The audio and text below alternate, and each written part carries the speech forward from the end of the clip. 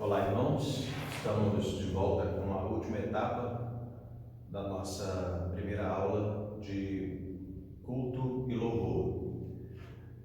Gostaria de dizer também que estou muito contente porque a partir do momento que nós disponibilizamos esse vídeo no YouTube, até outras pessoas que não fazem parte do seminário, não fazem parte da aula, da turma, estão assistindo e estão comentando esse vídeo e esses vídeos, essas aulas, e até no meu privado.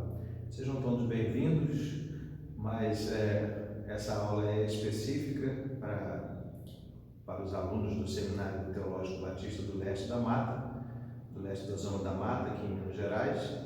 Mas se você gostar desse conteúdo, fique à vontade para comentar, e se ele for bom para você, eu espero que realmente seja bom para você e na sua vida como adorador, a sua vida em culto.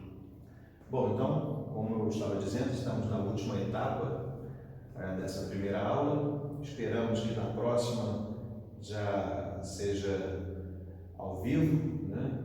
Seja presencial, para que nós possamos ter essa interação professor-aluno, para que vocês possam perguntar imediatamente e a gente trocar mais ideias acerca de culto e louvor, porque é até importante para mim saber como é que andam os cultos das igrejas de vocês, saber como andam as realidades atuais das igrejas, sobretudo batistas.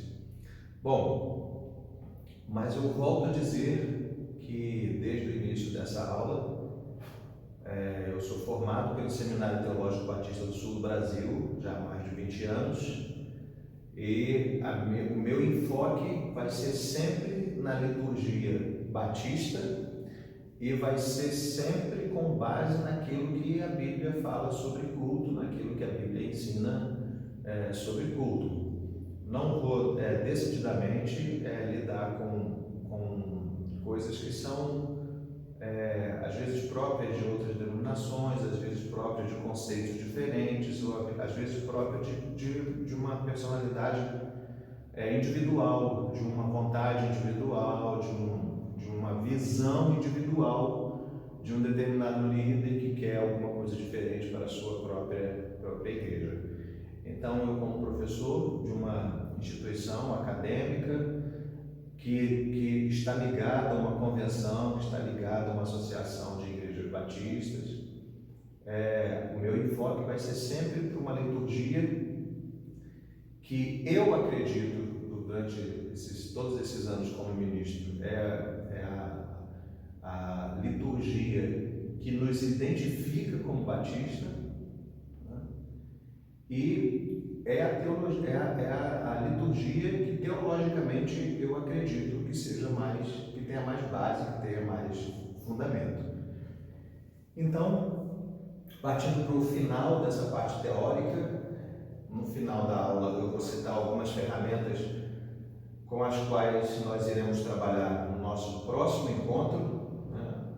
Daqui a 1 ou 2 meses, não me lembro bem, então acho que é daqui a 1 mês.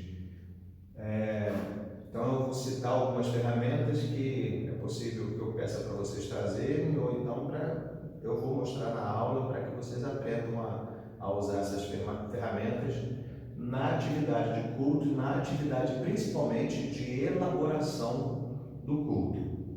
Então, passando para o final desse momento, esse momento didático, histórico e teórico, eu ainda quero falar com vocês sobre algumas coisas que são importantes da gente pontuar.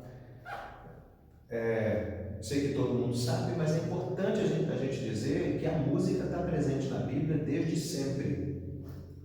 Então, quando a gente pensa em culto e louvor, culto, como eu disse lá no nosso primeiro vídeo, culto é uma atividade de ajuntamento, mas também é uma atividade individual. E se a gente lembrar de Deus com Adão, já havia um relacionamento ali. Então, culto é alguma coisa que precisa de relacionamento.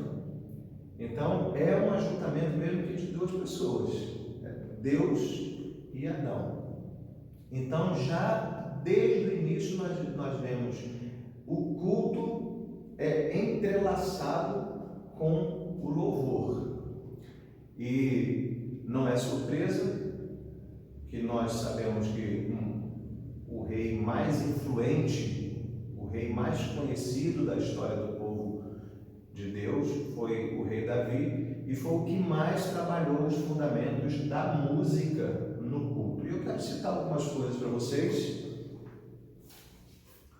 algumas coisas básicas, né, para a gente continuar nesse conceito.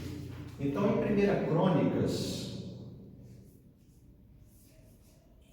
15, 16, nós vamos ver o rei Davi fazendo a primeira escola de música. A primeira, vamos botar aqui, a escola de adoradores.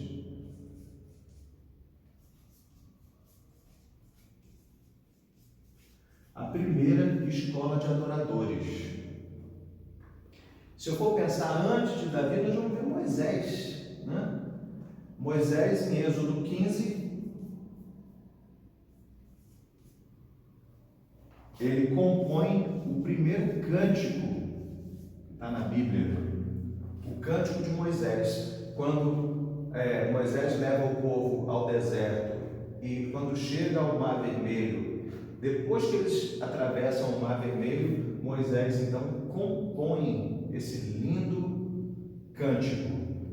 E em Êxodo também 32, nós temos o último cântico de Moisés. Vou baixar aqui um pouquinho mais para caber ele aqui. Então, em Êxodo 32, do verso 1 ao 43, praticamente todo o capítulo, como Êxodo 15, nós temos o último cântico de Moisés.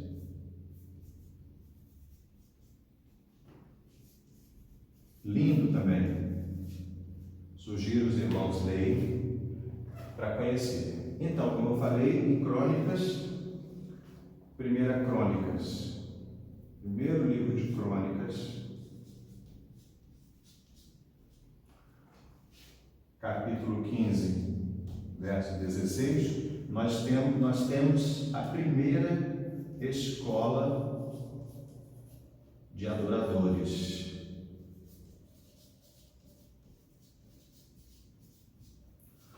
Escola de adoradores, adoração se aprende? Sim, se aprende. Assim como homilética se aprende, pregar se aprende, adorar também se aprende. Então, Davi criou a primeira escola de adoradores, onde eles aprendiam ali a adorar, aprendiam os fundamentos da adoração e também aprendiam os instrumentos. Então, antes de se tocar no culto, era necessário entrar para a escola de adoradores. Isso já vai nos ensinando muita coisa, porque a gente não pode vir para a igreja, não pode entrar para o ministério de música da igreja sem passar por uma escola. Tem muito músico que aprendeu de ouvido, ótimo, não tem problema, mas o aperfeiçoamento é importante. Porque nem eu, com 50 e tantos anos, parei de estudar. Eu continuo estudando, eu continuo com o meu instrumento, todos os dias eu estudo.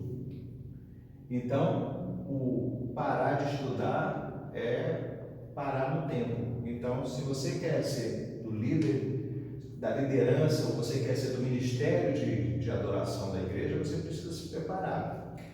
E você que será futuro líder na sua igreja, é importante ter esse entendimento de que quem vai tocar na sua igreja, quem vai tocar, participar dos seus ministérios, sejam pessoas que procurem, que busquem conhecimento. Não simplesmente, eu toco qualquer coisa, então eu vou tocar de qualquer jeito lá. Não é por aí. Nós temos em 2 Crônicas Crônicas, para a gente ver a importância tão grande da música no culto, 2 Crônicas 23, 5, nós temos 4.000 instrumentistas.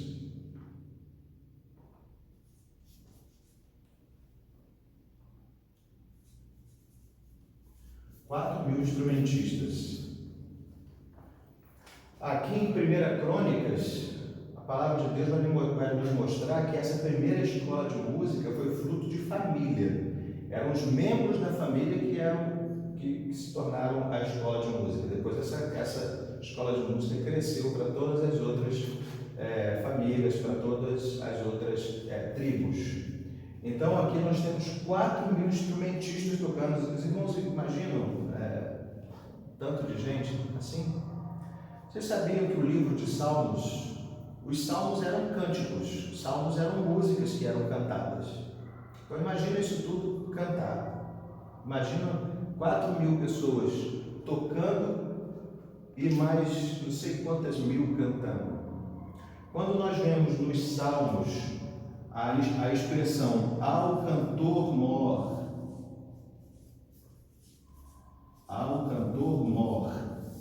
vocês já viram no tópico do salmo essa expressão ao cantor mor? Nas novas traduções da Bíblia, nas novas versões, isso aqui foi traduzido para ao regente, uma palavra que já é mais conhecida nossa dos batistas. Ao regente do coro. Então, como era feito antigamente? Existiam pequenos grupos de músicos e para cada pequeno grupo existia um cantor mor ou um regente. Então existia um grupo de 10 e um líder sobre 10. Então esses 10 se juntavam em 5 grupos. Então, grupo de 50 e um líder desse grupo de 50. E depois esses 50 se reuniam em 500 e existia um líder para 500 e um líder para 1.000. Então, esses líderes eram chamados de cantor mor. Então, quando você vê Davi, Asaf, compondo alguns cânticos e direcionando eles ao cantor mor, ele está dizendo assim, é como se tivesse uma partitura. Daqui, eu fiz uma partitura nova para o coral. Vai lá e ensaia. Era um salmo. Então, assim que era feito. Então, olha a importância da música no culto, desde sempre, desde quando nós ouvimos sobre o povo de Deus e louvor, nós vemos que essas duas coisas eram misturadas. Para quem está acompanhando a escola dominical, se você está na escola dominical, você está estudando sobre a igreja, né? A igreja como corpo de Cristo, a igreja como varas da videira, né? Então, se você está estudando na EBD, você está aprendendo que tudo isso aqui também é a identidade da igreja. Então, cultuar e louvar e adorar é a identidade do que nós temos como cristãos, como seguidores de Cristo, seguidores de Deus. O povo de Deus é aquele que cultua Ele e que o adora. Não tem como ser de outra forma. É assim que a gente vai caminhar. Bom, vamos seguir. Isso, então, vocês estão vendo que são alguns poucos exemplos do Velho Testamento. E aí você pode falar para mim, mas e aí, Maestro, tem exemplo de música no Novo Testamento? Porque a única coisa que eu já li no Novo Testamento são louvando a Deus com salmos, hinos e cânticos espirituais, mas eu nunca vi mais nada, nenhuma referência. Então eu vou te dar algumas referências do Novo Testamento. Vou começar lá pelos Evangelhos, porque lá com Paulo e Silas todo mundo conhece aquela história de que Paulo e Silas estavam presos na cadeia e eles louvavam a Deus com cânticos, e veio ficaram livres, apesar de não terem fugido. As celas foram arrebentadas com aquele terremoto. E o que eles faziam antes? Eles cantavam, eles louvavam a Deus. Mas há outras informações sobre cânticos que estão no Novo Testamento e estão no Evangelho. Então, vou falar sobre alguns aqui, por exemplo.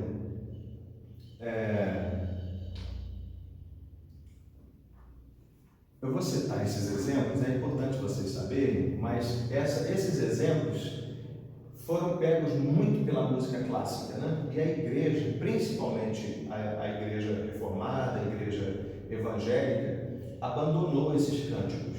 Então, esses cânticos, como eles ficaram muito na música clássica, e a igreja que era a igreja mais organizada na época era a igreja católica, esses cânticos foram feitos muito dentro da igreja católica.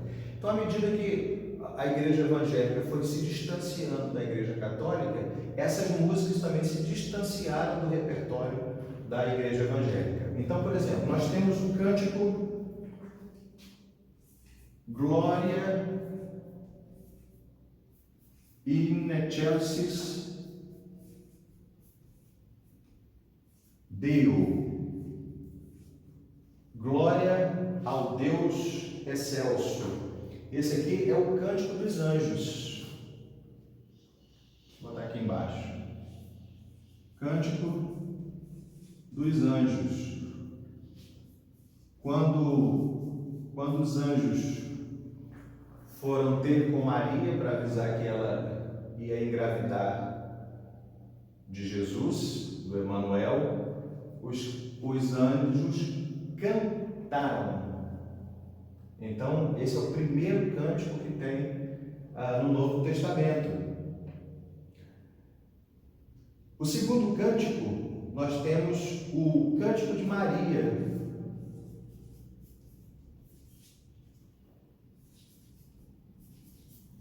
Cântico de Maria. Esse Cântico de Maria é o... Poxa, está na ordem certa aqui. Nós temos o Magnificat. Magnificat, que é o Cântico de Maria.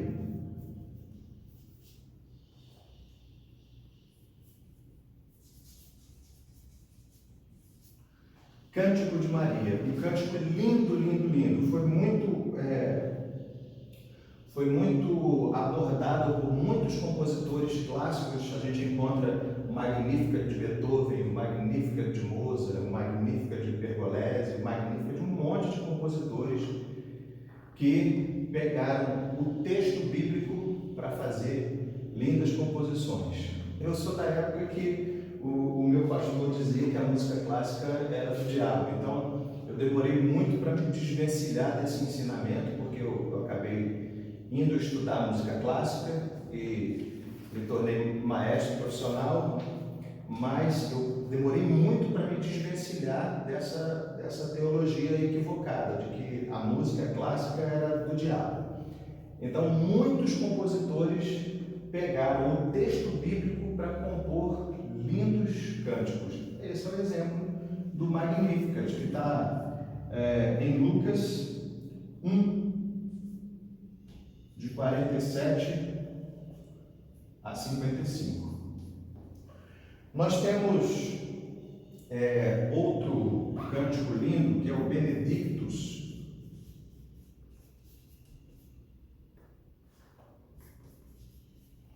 Ah, maestro, mas realmente é da Igreja Católica porque está em latim. Mas é porque na época a igreja, tudo que era feito na igreja era em latim. Só depois que a Bíblia foi traduzida é que ela tomou outros rumos, outras traduções. Mas vocês conhecem a Vulgata Latina e vocês vão trabalhar muito sobre essas traduções aqui no seminário. Então nós temos Benedictus, que é o bendito, Magnificat, que é magnificar, talvez não tenha uma tradução assim específica, bem ao pé da letra, né? Glória in excelsis Deo, glória ao Deus excelso, magnífico, bendito. Esse benedictus é o cântico de Zacarias. Cântico de Zacarias. E ele está em Lucas 1:68 e 69.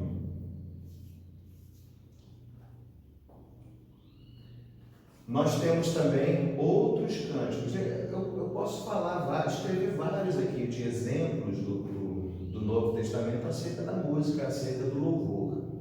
Esses cânticos, eles se distanciaram muito da igreja moderna. Então vocês não veem mais, de jeito nenhum, alguém cantar um Glória in Excelsis Deo na nossa igreja batista, a não ser que seja no Natal. Glória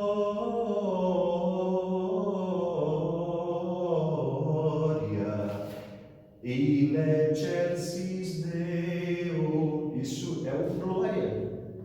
Então a gente só canta no Natal e assim mesmo se tiver coral na igreja e assim mesmo se tiver cantada, né? Então, fora isso, não se canta mais essa canção. O Magnificat muito menos, porque o Magnificat é um cântico que diz muito sobre Maria, né? Sobre a importância de Maria. É um cântico lindo, um cântico quando Isabel foi visitar Maria e ela canta essa música linda, bendita és tu entre as mulheres. É lindo, lindo, lindo, Magnificat. Mas Benedictus, nada disso a gente vê na igreja moderna. Então, eu estou mostrando para vocês que o Novo Testamento está cheio de cânticos, cheio de orientações sobre a música, sobre culto e música. Atos dos Apóstolos está cheio de exemplos. Jesus, quando terminou a ceia, a palavra de Deus nos mostra, e tendo cantado o hino, saíram. Então, depois da ceia, o que eles fizeram? Eles cantaram. Então, sempre foi uma prática da igreja, sempre foi uma prática dos seguidores de Deus, cultuar e louvar. Então, é muito importante. Então, a gente não pode pensar que culto e louvor seja só o momento onde a gente vai para lá. Não, o importante é não sei o que, eu não sei o que é o importante no culto, né? A gente diz, a parte mais importante do culto, parte mais importante, qual é a parte mais importante? Né? Tem gente que gosta de falar essas coisas. Não, porque a parte mais importante do culto, mais importante para quem? Para mim ou para Deus? Pergunta importante ser feita, né? A parte mais importante do culto é para nós recebermos ou para nós darmos? Porque a palavra de Deus diz que é melhor dar que receber. Então, fica aí só essa frase para a gente pensar um pouco sobre o que é mais importante no culto. Para mim, o que é mais importante no culto é o culto. A parte mais importante do culto para mim é a presença de Deus. Culto sem presença de Deus não é culto. É um clube que a gente acostuma ir aos domingos, ou aos sábados, ou às quartas-feiras, ou domingo de manhã, e acostumamos com isso. E já não sentimos mais tanto se tem a presença de Deus ou não tem a presença de Deus. Para mim, a parte mais importante do culto é a parte onde eu sinto a presença de Deus. Então, muitos exemplos em Atos dos Apóstolos, muitos exemplos nas cartas paulinas. Então, nós vamos entender que tudo isso aqui está ligado a culto e louvor. Culto e louvor. E só para encerrar esse momento teórico, eu quero dizer para vocês ainda que adorar significa especificamente Adorar significa especificamente 4 coisas muito importantes, irmãos. Adorar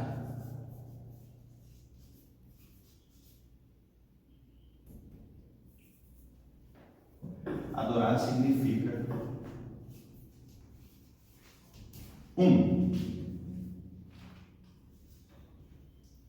render-se.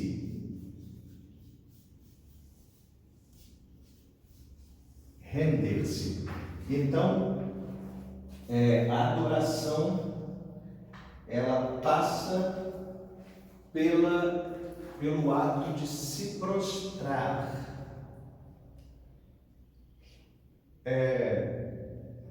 E vai de encontro a algumas coisas que nós tivemos de se exaltar, de se levantar. A adoração, o culto, não é alguma coisa que nos faz levantar, assim, de forma, sabe, eu estou aqui de forma imponente. Muito pelo contrário, a adoração tem a ver com render-se. Eu tenho muita dificuldade com algumas frases, sabe, de determinação, eu digo que você vai ser isso, que você vai ser aquilo, que você vai ter vitória, que você vai ter, não sei o que. Eu tenho muita dificuldade com isso porque o que a palavra fala sobre culto, em primeiro lugar, é um ato de se prostrar, é de se render. Eu sou do Rio de Janeiro e na minha adolescência, todo rapaz carioca gostava de ir para a praia, gostava de nadar e pegar onda. E uma das coisas que a gente mais gostava de fazer era ajudar os salva-vidas a salvar pessoas. E eu também me sentia o máximo. Aquilo para mim era fantástico.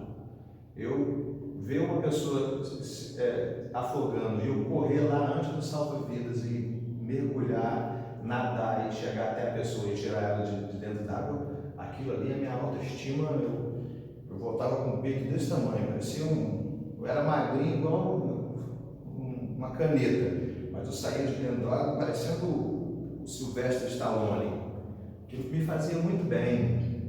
E eu confesso que eu até muitas vezes torcia para alguém se afogar, para que eu estivesse lá para ajudar aquela pessoa. Olha que egoísmo, né? Até o dia que uma moça quase me afogou. No dia que eu fui tentar salvá-la e que ela me empurrou para baixo, achando que meu pé fosse alcançar o fundo e que ela fosse subir no meu ombro, depois daquele dia eu passei a ter medo de salvar as pessoas, porque quase que eu fui. Aí o salva-vidas teve que pegar ela e pegar a mim. Quando a gente salva alguém no mar, a primeira coisa que a gente espera da pessoa é que ela se renda. Porque se ela não se render, nós temos dificuldade de tirá-la de dentro d'água. Enquanto ela tiver forças para se bater, ela bate em você, ela atrapalha, ela tenta, achando que ela está ajudando, ela começa a bater os braços e os pés e atrapalha.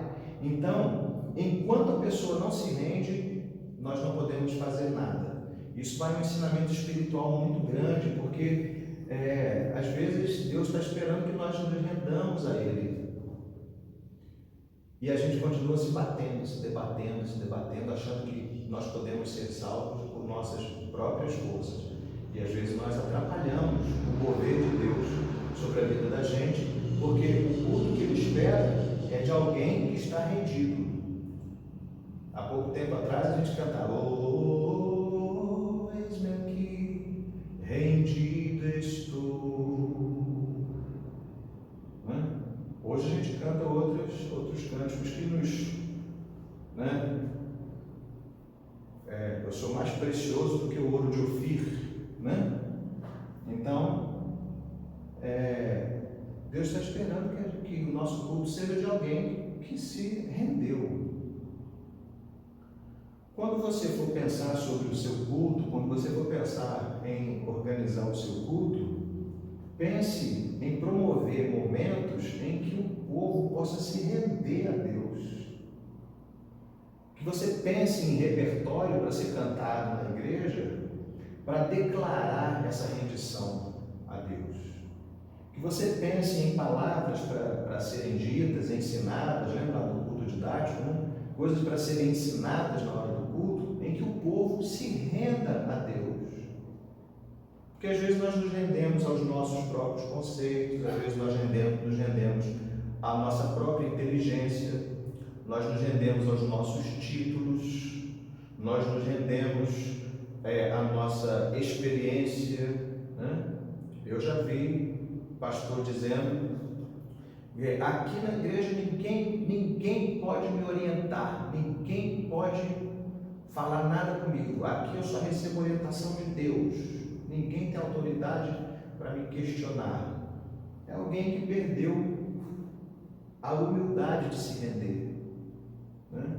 Porque eu posso ser admoestado por outra pessoa, mesmo que ela esteja hierarquicamente abaixo de mim. Então, promova no seu culto atos de rendição. Atos de rendição. Em segundo lugar, adoração significa servir. Essa é uma palavra que eu já tratei com vocês em alguns vídeos atrás. Culto é o lugar onde você serve e não o lugar onde você é servido. Falei até que minha avózinha costumava dizer que quem não serve para quem não vive para servir, não serve para viver. Então, culto, louvor tem que ser atitudes de serviço a Deus. Daí vem a palavra servo. Tão difícil a gente ouvir essa palavra hoje em dia, né? Eu sou servo de Deus. Eu sou servo. E no contexto bíblico, o servo era escravo. O mundo teve experiências tão ruins com o escravagismo, com a escravatura, que essa palavra caiu em desuso, né? Até ser escravo não tem de certa forma pejorativo. Então a gente prefere ser chamado de servo, né? Porque servo é alguém não tão ruim quanto, né? Bem entre aspas, como o escravo, não está numa condição tão ruim quanto a do escravo. O nosso imaginário é muito pesado sobre o escravagismo, né? O servo está uma prateleirazinha assim.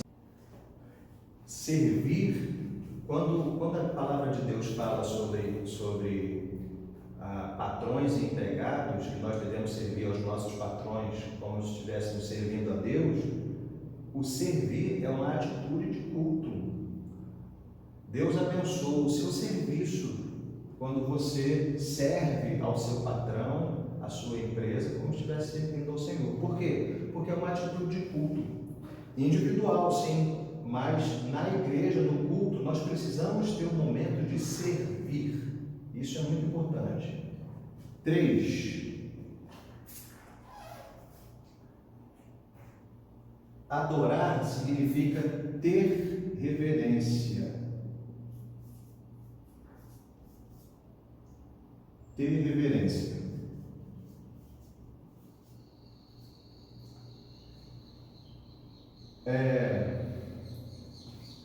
Talvez pela minha idade vocês vão sempre ouvir falar sobre na minha época, né? Como se minha época fosse só há 20 anos atrás, há 30 anos atrás. Como se hoje não fosse mais minha época, né? Mas na minha época, nós tínhamos de ter uma reverência muito grande dentro da igreja. Na igreja não podia ter barulho. Na igreja não podia comer nada dentro do templo. Criança não podia correr, não podia conversar um do lado do outro. Então, a igreja do passado, ela tinha reverência muito, muito maior. E às vezes a gente visita igrejas onde o fundo da igreja tem tudo menos reverência. O culto está rolando lá na frente, de 2/3 para frente tem culto. Agora, no último terço da igreja, vamos dizer no último quarto, né, para ser mais misericordioso, no último quarto da igreja, se você vai lá para trás, você não assiste culto. É falatório, é conversaiada, é o povo andando para lá e para cá. E se a igreja tem duas portas, o povo atravessa de um lado para o outro, olha lá para o palco, né? Olha lá para frente e continua seguindo, atravessa a igreja. Então, hoje a reverência não é muito mais ensinada nas nossas igrejas, mas cultuar também é ter reverência. Cultuar é reconhecer que se Deus está no culto, Ele é uma autoridade suprema e nós precisamos ter reverência diante de Deus. Como é que você se porta diante de Deus num culto? Vamos pensar aqui, vou usar como exemplo uma autoridade. Hoje está tão difícil as nossas autoridades, sobretudo as autoridades brasileiras, né? Vou usar um exemplo aqui que, infelizmente, hoje já não é mais tão honrado falar, né? Mas vamos pensar em falar em juízes. Você está de frente de um juiz, é alguém de extrema autoridade. Aquela pessoa pode mandar te prender a qualquer momento, a hora, sem nenhuma arma, sem nenhuma força. Só pela palavra dele, ele tem a autoridade suprema. Diante dele, você não pode ir vestido de camiseta, você não pode ir vestido de short. Então, há uma reverência diante do juiz. Há atitudes que precisam ser concernentes ao lugar onde o juiz está. No lugar onde o juiz está, não pode gritar. No lugar onde o juiz está, não pode atrasar. No lugar onde o juiz está, não pode andar de forma equivocada. No lugar onde o juiz está, é preciso ter reverência à pessoa do juiz. Por isso que se chama, né, Vossa Excelência, porque ali é uma autoridade suprema. E quem é mais, Deus ou o juiz? Quem tem mais autoridade? Deus ou o juiz? E qual é a nossa atitude de reverência diante do juiz e a nossa atitude de reverência diante de Deus? Só para os irmãos pensarem sobre isso na hora que a gente administra o culto da nossa igreja. Em quarto lugar, cultuar é colocar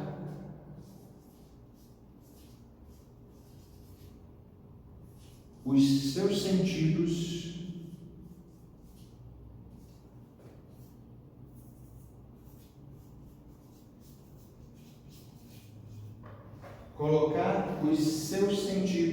à disposição de Deus.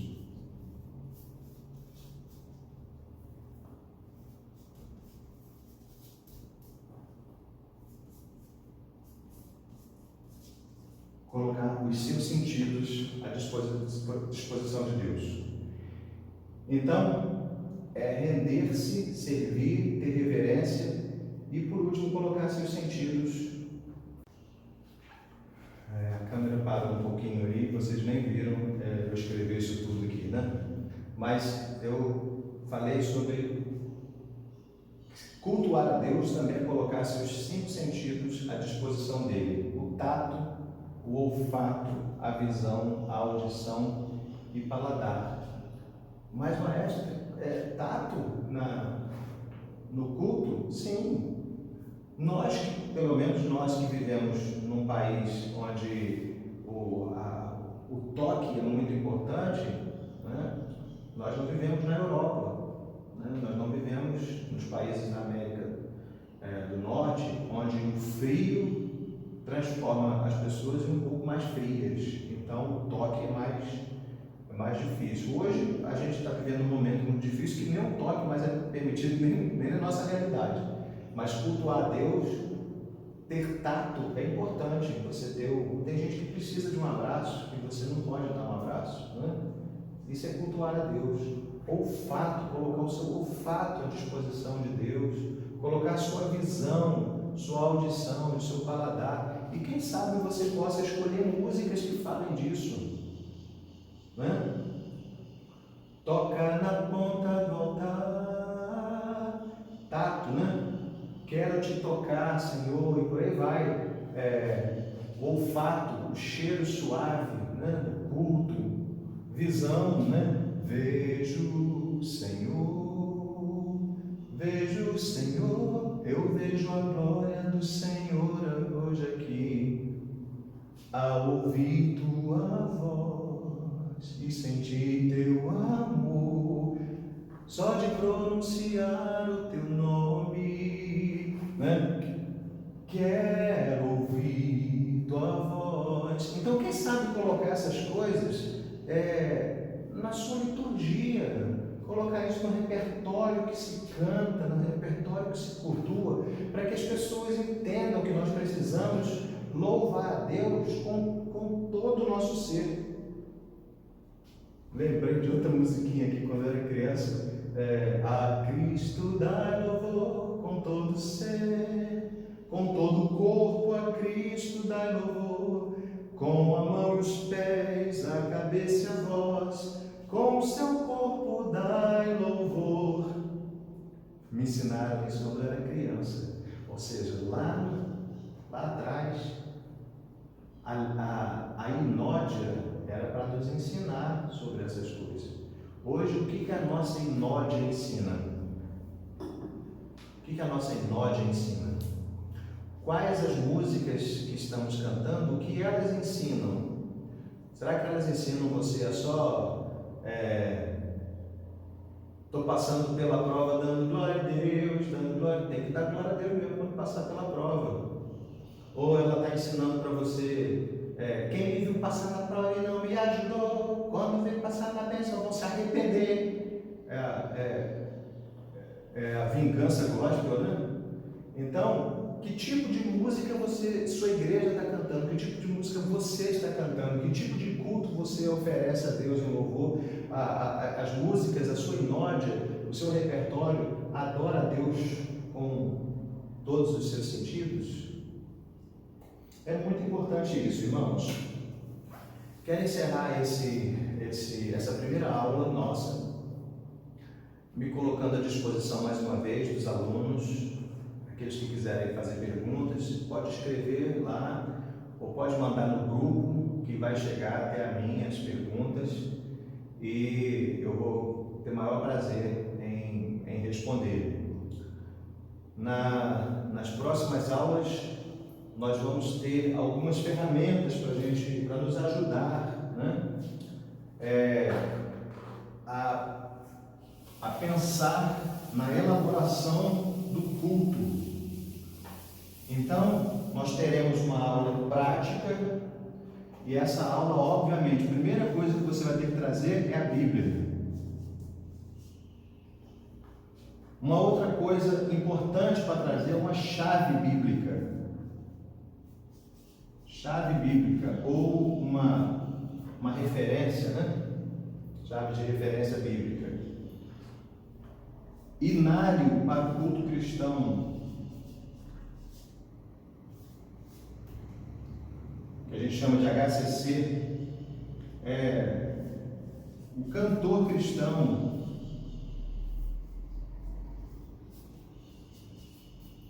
e usar o nosso celular para buscar cânticos, que a gente possa trabalhar. Eu vou trabalhar com vocês de forma muito prática, a nós organizarmos uma liturgia. Então, para que vocês programem, aprendam a organizar, a preparar uma liturgia, então vocês vão trazer esse material e nós vamos analisar, nós vamos aprender a organizar um culto. Mas na minha igreja não faz ordem de culto, não faz liturgia escrita. Não precisa. Mas se você que dirige o seu culto tiver ela, é muito importante. Se a equipe que está na frente, se ela tiver essa liturgia, já é muito importante. Ou se você tiver na sua cabeça, o importante é que nós tenhamos ordem, organização. O culto precisa ter uma ordem, precisa ter uma organização. Você não vai para o seu trabalho, para uma reunião do seu trabalho, sem nada preparado. Então, para o culto, a gente precisa ter uma organização. Eu espero que essa aula tenha sido muito boa para vocês também. Mais uma vez, me colocando à disposição. Nos vemos no próximo encontro, se Deus assim nos permitir. Deus abençoe a todos vocês.